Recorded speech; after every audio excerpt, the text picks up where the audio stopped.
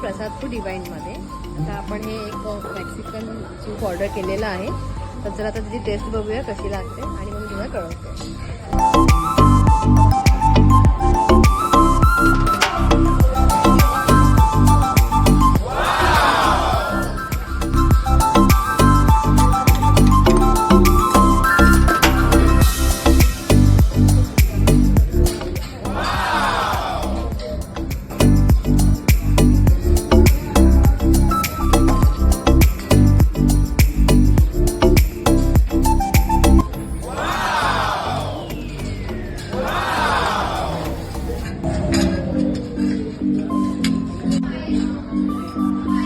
मन तृप्त झालेला आहे खाऊन खाऊन खाऊन. टमी फुल